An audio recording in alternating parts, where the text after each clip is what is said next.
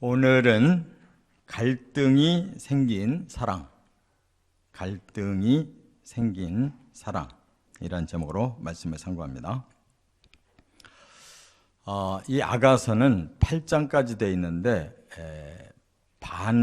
반씩 그 주제가 좀 달라집니다.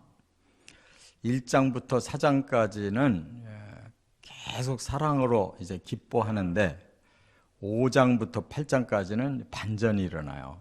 갈등으로 시작해서 회복이 되고 점점 무르익어 가면서 끝내 사랑이 완성되고 있어요. 그렇기 때문에 이 전반부 1장부터 4장까지는 쉬워요. 사랑은 쉬워요. 근데 5장부터는 사랑이 어려워요. 왜냐하면 매력과 성숙은 다른 거예요. 매력으로 사랑하려고 그러면 이제 한계가 오는 거예요. 그래서 성숙한 사랑을 해야 되는 것입니다. 그래서 이제 첫사랑 얼마나 달콤하겠어요. 그죠? 그 만남의 사랑 얼마나 좋겠어요. 드디어 결혼하고 신혼의 그 기쁨을 누릴 때 여기까지는 좋잖아요. 다 그렇거든요. 근데 진짜 사랑은 이제 그 후부터 하는 거예요. 여기 보면 그렇게 즐거웠던 그 신부가 마음에 갈등이 생겼어요. 사랑하면서도 신랑에 대해서 뭔가 불만이 생긴 거예요. 그 왜 그럴까? 오해했기 때문에. 오해. 우리 신앙생활이 잘 자라다가 하나님과 예수님과 교회와 성도들과 목사님과 뭐 여러 가지로 이제 오해가 생겨요. 그러면 이게 아닌 게 묘하고 돌아서려고 그래요. 그 중심의 그 사랑을 모르기 때문에 다 겉만 보고 거기서 다 돌아서요. 그래서 이 신부의 문제는 지금 자기중심적인 사랑이에요. 자기 생각대로, 자기 생각만큼 신랑을 생각하고 있어요. 그게 아니에요. 자기보다 훨씬 더 폭넓은 신랑의 생각과 사랑을 모르면 자기 수준으로 신랑을 맞춰서 거기에서 벗어난다 싶으면 오해하는 거예요. 신앙은 우리 중심이 되면은 다 허당이에요. 그게 우상입니다. 내가 알고 있는 만큼만 하나님 사랑하고 내가 원하는 만큼만 하나님 사랑하려고 하면 그게 우상인 거예요. 우리는 하나님이 나를 사랑하는 거지 내가 하나님 사랑하는 게 아니에요. 내가 하나님 사랑하려면 그 사랑은 너무 좁아서 금방 문제가 생겨요. 하나님 우리를 사랑하시기 때문에 우리가 그 안에 머물 수가 있는 거예요. 철저히 하나님 중심으로 자꾸 생각을 바꿔야 돼요. 깨달으시 바랍니다. 첫째, 1절부터 3절에 보면 신부는 신랑에게 오해가 생겼다 하는 걸 말씀하고 있는데 여기 1절과 2절 사이에 큰 이제 오해가 생겼어요. 이건 바로 앞장에서부터 들어가야 되는데 이 앞장의 이 끝부분에 보면 12절부터 16절까지 동산 얘기가 나오죠. 처음에 신랑이 신부에게 너는 잠근 동산이다. 많은 덮은 우물이다. 봉한 샘이다 그랬잖아요. 그것이 이제 너는 그만큼 순결하다. 이렇게도 볼 수 있지만 우리가 성경 전체를 넓게 봐야 됩니다. 분명히 하나님의 동산을 처음부터 그렇게 만든 거 아닌데 이게 잠겨 있어요. 동산이 잠겨 있으면 소용없어요. 결과적으로. 우물이 덮여 있으면 소용이 없어요. 또 샘도 계속 솟아나는 거지. 이걸 봉해버려서 그 솟음이 중단되면 소용없잖아요. 그러니까 하나님은 우리에게 어떤 동산을 주시려고 하느냐, 그 밑에 나오잖아요. 15절에 동산에서는 샘이 나오는 동산이 돼야 되고 우물은 생수가 나와야 되고 또 그 물은 가장 깨끗한 레바논에서부터 흘러내리는 그러한 물이 돼야 되는 거잖아요. 그렇게 해서 이 신부가 그 속에서 마음껏 온갖 과일과 온갖 향기를 다 누리며 살게 해주겠다는 거예요. 그 신부도 그걸 이제 깨닫고 너무너무 즐거워서 오늘 5장 1절로 보니까 이제 파티가 열린 거예요. 그래서 내 누이 내 신부야, 내가 내 동산에 들어와서 나의 모략과 향 재료를 거두고, 그러니까 그 모든 이제 거두어진 향기를 다 누리고, 또 나의 꿀송이와 꿀을 먹고 내 포도주와 내 우유를 마셨으니, 이 신랑 신부가 아주 즐겁게 이 파티를 열어서 모든 걸 다 누렸다 그 말이에요. 그런데 그 다음 하반절에 하나가 더 붙었어요. 뭐라고? 나의 친구들아 먹으라, 나의 사랑하는 사람들아 많이 마시라. 여기 갑자기 친구가 나오고 사랑하는 많은 사람들이 나와요. 이거는 누가 불렀느냐? 신랑이 부른 거예요. 신부는 여기는 나만 독점하는 나의 정원, 나의 동산으로만 생각한 거예요. 근데 신랑은 그렇지 않았어요. 사랑하는 사람이 또 있었어요. 그들까지 다, 친구들까지 불러서 같이 그 파티를 즐겼단 말이에요. 여기서 신부가 오해가 생겼어요. 아, 신랑이 나만을 위해서 이렇게 아름다운 동산을 지어주고 나하고만 같이 이 모든 걸 누리게 하려고 하는 줄 알았더니 그게 아니구나. 그래서 2절에 보니까 내가 잘지라도 마음은 깨었는데 그러세요. 파티는 아직 하고 있는데 여자는 들어와 버렸어요. 들어와서 자기는 잠을 청했는데 잠은 자는데 마음은 깨어있대. 잠이 안 온다는 얘기죠. 막 마음에 부글부글 이제 화가 난 거죠. 속은 기분이죠. 단단히 이거는 막 시기 질투가 일어나는 거예요. 다른 사람이 사랑받는다는 걸 생각하면 막 시기 질투가 일어나는 거예요. 이게 바로 이기적인 신앙이죠. 우리 사람들의 모든 문제는 바로 이 이기심에서 출발하는 거예요. 그러니까 하나님의 공동체는 함께지 나만이 아니에요. 나의 하나님만이 아니라고. 하나님은 우리 모두의 하나님이에요. 이와 같이 하나님을 우리가 오해하면 안 돼요. 마태복음 22장에도 보면 사두개인들이 자기들은 천국이 없다고 생각하는데 예수님이 천국을 자꾸 가르치니까 예수님을 골탕 먹이려고 7 형제가 있었는데 큰 아들이 자식이 없이 죽어서 7 형제가 다 그 형수와 계대 결혼을 했는데 나중에 죽고 나서 부활해서 천국 간다면 그 여자는 누구 아내입니까? 그랬잖아요. 그때 예수님이 하신 말씀이 뭐예요? 너희가 성경도 하나님의 능력도 오해하였다. 하나님은 아브라함의 하나님, 이삭의 하나님, 야곱의 하나님, 과거의 하나님이 아니라 항상 현재의 하나님이다. 우리 모두의 하나님. 너희들은 과거를 자꾸 생각하는데 하나님 과거의 하나님 아니다. 너희가 오해한 것이다. 이렇게 말씀했잖아요. 바로 우리의 이 생각에 머물러 버리면 모든 것이 오해가 되는 거예요. 깨달으시 바랍니다.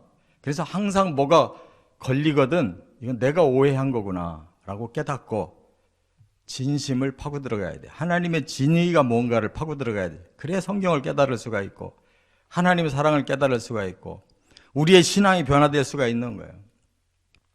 왜 신앙생활을 점점 오래 하면서 왜 마음이 좁아지고 왜 원수가 자꾸 많아지고 왜 내 의의를 자꾸 드러내고 내 생각을 왜 자꾸 주장하냐고. 그거는 우리 틀로 자꾸 하나님을 좁혀놓고 성경을 좁히고 사람을 좁히고 내게 맞는 것만 자꾸 파고 들어가니까 결국 안 되는 거예요. 내 신앙의 세계를 만들어 놨기 때문에 그게 깨지지 않으면 하나님 앞으로 못 나가는 거예요. 이게 큰 문제라고. 지금 이 아가서에서 제일 큰 문제가 바로 이거예요. 이것 때문에 그 위대한 사랑이 깨지는 거라고요. 깨달으시 바랍니다.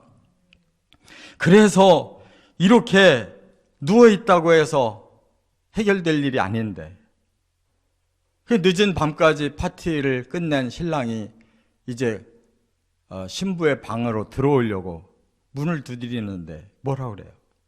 나 이미 다 벗고 다 씻고 나 누워 있습니다. 오늘 밤은 당신을 맞이할 마음이 없다는 거예요. 이와 같이 우리들의 신앙생활이 내 기준이 되면 그는 더 이상 신앙의 세계는 막혀버린다. 이걸 깨달아야 된다. 그런데도 신랑은 뭐라 그래요? 나의 누이, 나의 사랑, 나의 비둘기, 여기다 한마디를 더 붙여요. 나의 완전한 자여 문을 열어다오. 이게 하나님 마음이에요. 우리 같으면 막 금방 그래? 바로 그냥 1초도 안 돼서 돌아설 거예요. 그 마음을 못 알아주고 이렇게까지 오해한다면 넌 내 사람의 자격이 안 된다 하고 그냥 금방 돌아설 거예요. 그런데 계속 부르는 거죠. 나의 누이, 나의 사랑, 나의 비둘기, 나의 완전한 자요. 네 본심을 내가 다 알고 있다. 너는 여전히 나를 사랑하고 있고 너는 나에게 너무너무 완전한 아름다운 자다. 그런 겁니다. 두 번째, 4절부터 8절에 보면 뒤늦게 신랑의 마음을 깨달았다 하는 겁니다. 뒤늦게 신랑의 마음을 깨달았어요. 자, 여기 신랑이 어떻게 그 다음 행동을 하는지를 보세요. 그 신랑이 더 적극적으로 문틈에다가 손을 집어넣었대요. 문틈에 손을 집어넣고 내밀었다는 거예요. 어떻게라도 따고 들어가 보려고. 그런데도 안 열어준 거죠. 그래서 더 이상은 이제 폭력이 되잖아요. 더 이상 부시고 들어갈 수는 없잖아요. 이 신랑이 떠났는데 그제서야 이 신부의 마음이 풀린 거예요. 그래서 그 마음이 그 신랑에 대해서 이제는 다시 마음이 열리니까 얼른 나가서 문을 열었는데 신랑은 가고 없더라는 거예요. 신랑이 그 하소연도 하잖아요. 내 머리에 이슬이 가득하다. 너무너무 오래 문 밖에 세워두니까 내 머리에 이슬이 가득한데 어찌 계속 나를 놔두느냐 그 말이죠. 그렇게까지 참고 그렇게까지 적극적으로 이렇게 신부를 그 오해를 풀어주고 이렇게 배려를 하는데도 불구하고 끝까지 이렇게 문을 안 열으면 돌아가는 겁니다. 신랑도 돌아가는 거예요. 어쩔 수 없어요. 뒤늦게 문을 열고 없어진 신랑을 보고는 그냥 아주 혼이 나갔다는 거예요. 그제서 이제 제정신이 들은 거예요. 아, 내가 이거 너무너무 잘못했구나. 내가 오해했구나. 때는 늦은 거예요. 그래서 사방을 찾아다니고 사방을 불러도 아무 응답이 없다는 거예요. 그러다가 순찰자를 만났는데 전에는 순찰자가 뭐라고 그랬어요? 나 그런 사람 못 봤습니다 했는데 오늘은 그게 아니라 이 여자를 봉변을 줬다는 거예요. 막 때렸다는 거예요. 그래도 포기하지 않고 또 여기 보니까 성벽 파수하는 자들에게 또 찾아가서 이제 신랑이 성 밖으로 나갔는지 그걸 물어보니까 이 여자의 겉옷을 뺏어가 버렸다는 거예요. 얼마나 큰 피해를 당한 거예요. 왕의 아내가. 왕의 신부로서의 자격을 잃어버린 여자예요. 그렇잖아요? 이 정도 되면 큰 사건 아닙니까? 그런데 회복된 것이 기적 아니에요? 이렇게까지 사고를 쳤는데 회복된 게 기적 아니냐. 하나님의 마음이 아니면 사람의 마음으로는 이거는 끝이에요. 결국 하나님이 우리를 보시는 관점은 아픈 만큼 성숙해진다는 거예요. 그걸 이해하시고 기다려주시고 참아주시고 긍휼을 베풀어 주시는 거예요. 깨달으시 바랍니다. 세 번째, 9절부터 16절, 신랑을 찾아서 다시 사랑을 고백했다. 그가 계속 찾아다니니까 이제 그 모습을 본 주변의 사람들이 뭐라고 물어보냐면, 네 신랑이 도대체 무엇이 대단하길래 이렇게까지 계속 찾고 있냐 라고 물어볼 정도였어요. 이게 대단한 회개 아니에요. 그 신랑이 싫다고 그러면 포기하지, 왜 그렇게 계속 신랑을 찾아다니냐, 도대체 네 신랑이 얼마나 대단하냐라고 사람들이 물어봤다는 거예요. 그러니까 그가 자기 신랑 앞에서 고백한 게 아니라 제3자 앞에서 신랑에 대해서 이렇게 고백을 해요. 전에 신랑이 뭐라고 그랬어요? 네 눈을 보니까 어떻고, 네 입술이 어떻고, 네 목이 어떻고, 막 쭉 사랑을 고백했잖아요. 여기서는 지금 제3자들에게 자기 신랑을 이렇게 고백해요. 그는 희고 붉고 뛰어나다. 희다라는 말은 아주 순결을 말하고, 붉다라는 말은 아주 그의 그 후광을 말하는 거예요. 훌륭한 후광을. 뛰어나다, 그는 능력이 대단하다는 거예요. 그래서 그리스도의 후광이 바로 이렇습니다. 그리스도가 나타나실 때 바로 이런 전경이 나타나요. 그리고 이제 머리부터 시작해요. 머리는 순금이고, 머리털은 고불고불 까마귀같이 검고, 눈은 이제 신랑이 고백한 것보다 한마디가 더 붙어요. 신랑은 비둘기 같다고 했는데 이 여자는 시냇가의 비둘기 같다 더 붙였어요. 그리고 그 눈이 아름답게 눈에 박혀 있대요. 뺨은 더 붙여가지고 향기로운 꽃밭과 푸른덕과 같고 모략즙이 떨어지고 있다. 손은 황옥을 물린 황금 놀이개다. 황금 위에다가 황옥을 물려놓은 그런 반지같이 손이 아름답다. 몸은 아로 새긴 상아에 청옥을 입힌 것과 같다. 상아에다가 청옥을 덧입혀놓은 그런 몸이라는 거예요. 또 다리는 순금 받침에 화반석 기둥, 이 화강암으로 이 순금 받침 위에다가 화강암 기둥을 세워놓은 것처럼, 그 또 생김새는 레바논의 백향목처럼, 그 입은 심이 달콤하고 나는 그 전체가 사랑스럽다, 이렇게 고백을 해요. 그러면서 마지막 고백이 중요한데, 그는 나의 사랑하는 자며 나의 친구다, 이렇게 말합니다. 이게 성숙인 거예요.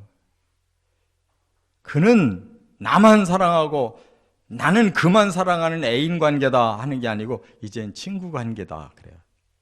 폭넓게. 깨달으시기 바랍니다. 이것이 없으면 안 되는 거예요. 우리는 공동체. 시기는 소유욕에서 나오는 거예요. 친구는 바로 공동체 관계에서 나오는 거예요. 바로 이렇게 그가 변화되고 있다는 것을 깨닫게 됩니다. 갈등이 생기는 사랑, 이건 과정이에요. 그게 회복되고 다시 무르익고 완전해져 가기만 하면 하나님은 우리를 얼마든지 들이시고 축복하시고 사랑하시는 거예요. 이 고비를 꼭 이겨내시고 완성되어 가는 저와 여러분 되시기를 주의 이름으로 축원합니다.